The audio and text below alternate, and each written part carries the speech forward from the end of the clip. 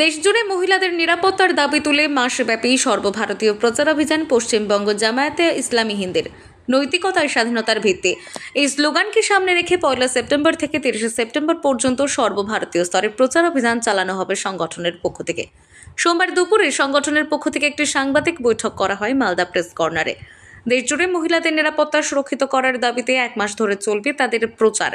সাংবাদিক বৈঠকে উপস্থিত ছিলেন সংগঠনের মালদা জেলা সভানেত্রী নীলুফা ইয়াসমিন, সহ সভানেত্রী রুনা লায়লা, প্রাক্তন সভানেত্রী জয়নাব আরা খাতুন সহ অন্যান্য নেতৃত্ব। দেশজুড়ে এক অভিনব ক্যাম্পেইন চালাবে জামায়াতে ইসলামী হিন্দ। 1 থেকে 30 সেপ্টেম্বর পর্যন্ত সারা মাসব্যাপী সব রাজ্যের এই সময়োচিত প্রচারাভিযান চলবে বলে জানান সংগঠনের সভানেত্রী নীলুফা ইয়াসমিন। নৈতিকতাই স্বাধীনতার ভিত্তি।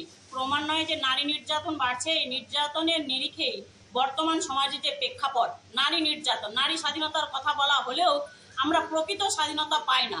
তারই প্রেক্ষাপটে আমরা এই ক্যাম্পেইন আমাদের 1 থেকে 30 সেপ্টেম্বর পর্যন্ত চলবে, যেটার মূল শিরোনাম হচ্ছে নৈতিকতাই স্বাধীনতার ভিত্তি।